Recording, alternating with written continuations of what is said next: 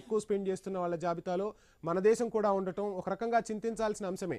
మంచికి ఇంతకుముందు నందారెడ్డి గారు చెప్పినట్టుగా, లక్ష్మణ్ గారు చెప్పినట్టుగా చదువుకో లేదంటే ఒక కొత్త విషయాన్ని నేర్చుకోవడానికి ఉపయోగిస్తే బాధలేదు, కానీ రీల్స్ అని రకరకాలుగా టైం స్పెండ్ చేస్తున్నారు. ఆ సోషల్ మీడియా ముసుగులోని టైం అంతా, వాల్యుబుల్ టైం అంతా పోతున్న పరిస్థితి. సో ఎటువంటి మార్పులు రావాలంటారు? రాజకీయ పార్టీల పరంగా కూడా మార్పులు రావాల్సిన అవసరం ఉందా? ఏం చెప్తారు సార్? మీకు వంశీ గారు, ప్యానెల్లో పెద్దలకు నమస్కారం. కత్తిని కూరగాయలు కోయడానికైనా ఉపయోగించుకోవచ్చు, లేకపోతే పీకలు కోయడానికైనా ఉపయోగించు, అది మనం వాడే విధానాన్ని బట్టి ఉంటుంది. కానీ ప్రజాస్వామ్యంలో మీడియా యొక్క పాత్ర ఏంటనేది మనం మాట్లాడదు, ఎందుకంటే అందరు పొలిటికల్ లీడర్స్ ఉన్నారు కాబట్టి చెప్తున్నా. డెమోక్రసీలో 4th ఎస్టేట్ లో భాగంగా క్వశ్చన్ చేసే అధికారాన్ని, క్వశ్చన్ చేసే అంశాన్ని ప్రధానంగా నెత్తిన పెట్టుకున్నది మీడియా, సోషల్ మీడియా. అయితే మీరు చూడండి, ఏ మీడియాకైనా, ఏ సోషల్ మీడియాకైనా ఒక రూల్స్ అండ్ కొన్ని రెగ్యులేషన్స్ ఉంటాయి, కొన్ని పద్ధతులు ఉంటాయి, కొన్ని ఎథిక్స్ ఉంటాయి, కొన్ని మోరల్స్ ఉంటాయి. కానీ ఇప్పుడు ఐన్యూస్ లాంటి సంస్థలు ఒక పెద్ద మనిషి చేతుల నుంచి ఇంతమంది ఎంప్లాయీస్, ఇంతమంది జర్నలిస్టుల చేతుల నుంచి నడుస్తుంది కాబట్టి దానికి కొన్ని రూల్స్ అండ్ రెగ్యులేషన్స్ ఉంటాయి, కొన్ని ఎథిక్స్, మోరల్స్ ఉన్నాయి, పాటిస్తాయి. కానీ కొన్ని యూట్యూబ్ ఛానల్స్ విషయంలో తాడు బొంగరం ఉండదు, ఏం ఉండదు. వాళ్ళు ఎట్లా విధంగా దాన్ని నెట్టుకుంటూ రావడానికి కోసము ఎట్లా పడితే అట్లా మాట్లాడుకుంటూ ముందుకు వస్తారు. అది ఏ అంశంలో అయినా పర్లేదు. కొంతమంది నాయకుల్ని ప్రసన్నం చేసుకోవడం కోసం ఉపయోగించుకుంటారు. కొంతమంది వాళ్ళ ఏది అంశాలని సాటిస్ఫాక్షన్ చేసుకోవడం కోసం చేసుకుంటారు. కొన్ని పార్టీలకి సపోర్ట్ చేయడం కోసం చేసుకుంటారు. కొన్ని సోషల్ మీడియాని కొన్ని సిద్ధాంతాలను సపోర్ట్ చేయడం కోసం చేస్తారు. ఏది చేసినా దాంట్లో ఎంతవరకు ఎథిక్స్, మోరల్స్ ఉన్నాయని తెలుసుకోవాల్సిన విచక్షణ వాళ్ళకు ఉండాలి.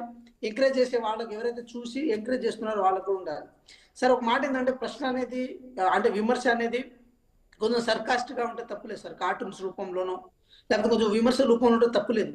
కానీ ట్రోల్ చేయడం, క్యారెక్టర్ అసాసినేట్ చేయడం, వ్యక్తిగతంగా దూషించడం, అంశాలను పక్కదారి పట్టించడం, తప్పుగా చెప్పడం. ఫర్ ఎగ్జాంపుల్ నేను ఒక మాట చెప్తా సార్. చాలా మంది అభ్యర్థులు, నిరుద్యోగులు, విద్యార్థులు తెలంగాణ రాష్ట్రంలో పానిక్ అయ్యే అంశాన్ని సోషల్ మీడియా ద్వారా రాంగ్ ప్రచారం చేస్తున్నారు. ఏది ఆంధ్రజ్యోతి లేకపోతే వేరే పేపర్ అని ఒక ఫేక్గా క్రియేట్ చేసి, రాజగోపాల్ రెడ్డి గారు చెప్పినట్టు 5 కోట్లకు ఉద్యోగం అమ్ముకున్నారని చెప్పే ప్రయత్నంలో భాగంగా ఆ విషయాన్ని టెలిగ్రామ్ గ్రూపుల్లో ప్రాళదోరి, ఆ విషయాన్ని Ashok Nagar, RTC cross road దిశ మీద రాష్ట్ర వ్యాప్తంగా ఏదైతే నిరుద్యోగులు ఉన్న గ్రూపులు ఉన్నాయో ఆ గ్రూపులో డంప్ చేసి నిరుద్యోగులు ఒక భయభ్రాంతిని, ఒక ఆందోళనకు గురి చేసే ప్రయత్నం చేశారు.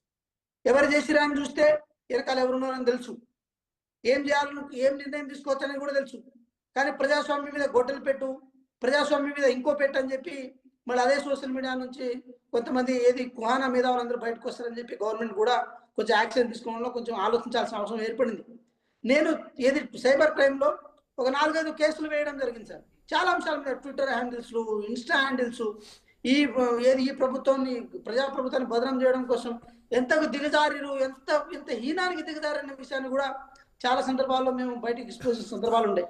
ఏ నాయకుడైనా, ఎవరైనా సరే ప్రజాస్వామ్యాన్ని హననం చేయాలని, ప్రజాస్వామ్యాన్ని కూలగొట్టాలని ఎవరు అంటే ఈ 4th ఎస్టేట్ని ఆగం చేయాలని ఎవరు కోరుకోరు సార్. కానీ ప్రాబ్లం ఏమవుతుందని ప్రధానంగా అర్థం చేసుకోవాల్సిన అవసరం ఏంటంటే, మన చేతిలో ఉన్న వ్యవస్థని మనం ఎంతవరకు మిస్యూజ్ చేసుకుంటూ ముందుకు వెళ్తున్నా అనేది కూడా చాలా ఇంపార్టెంట్ అంశం సార్. మీరు ఇంకో మాట కూడా చెప్పాలి సార్. గౌరవ్ కేటీఆర్ గారు, మాజీ మంత్రి గారు ఒక మాట చెప్తారు. ఏమని చెప్తారంటే, మేము 20 మెడికల్ కాలేజ్ కట్టే ముందు 20 యూట్యూబ్ ఛానల్ పెట్టుకుంటే సరిపోతున్నారు. తెలుగు వాళ్ళు ఎవరైనా ఈ మాట అంటారా? 20 మెడికల్ కాలేజీ ప్రభుత్వ సొమ్ముతో కడతారు, 20 యూట్యూబ్ ఛానల్ సొంత సొమ్ముతో కట్టుకోవాలి.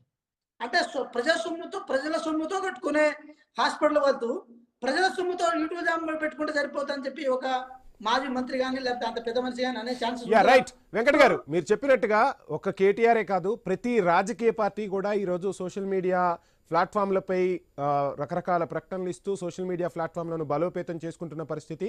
కొంత మొత్తాన్ని కూడా పెట్టుబడిగా పెట్టి ఆ సోషల్ మీడియాను నడుపుతున్న పరిస్థితి. కేటీఆర్ఏ కావచ్చు, తెలుగుదేశానికి సంబంధించి కావచ్చు, కాంగ్రెస్కి సంబంధించి కావచ్చు, బీజేపీకి సంబంధించి కావచ్చు, ప్రతి ఒక్క పార్టీ కూడా ఈరోజు సోషల్ మీడియా ప్లాట్ఫామ్లు నడుపుతున్న పరిస్థితి. సో ముందు రాజకీయ పార్టీల్లో మార్పు రావాల్సిన అవసరం ఉంది. రాజకీయ పార్టీల నాయకులు మాట్లాడే ప్రతి మాటను కూడా ప్రజలు నిశితంగా గమనిస్తూ ఉంటారు. ఎటువంటి భాష మాట్లాడుతున్నారు, ఎటువంటి పదజాలాన్ని మాట్లాడుతున్నారు, ఎటువంటి విషయాలు చెప్తున్నారు అనేది ప్రజలందరూ కూడా గమనిస్తున్న పరిస్థితి. దానికి తగ్గట్టుగా ప్రజలు ఎప్పుడు ఎటువంటి నిర్ణయాన్ని ప్రకటించాలి, ఎవరికి మద్దతు తెలపాలని జరుగుతున్న పరిస్థితులు. ఇక జనాల్లో కూడా మార్పు రావాల్సిన పరిస్థితులు అయితే స్పష్టంగా కనిపిస్తున్నాయి.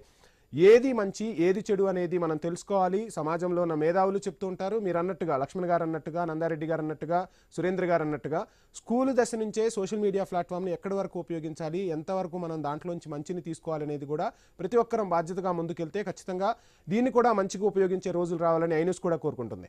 ఇక మనం మరొక అంశాన్ని కూడా చర్చిద్దాం. ఆ అంశంలోకి వెళ్లే ముందు ఒక షార్ట్ బ్రేక్ తీసుకుందాం. Stay tune.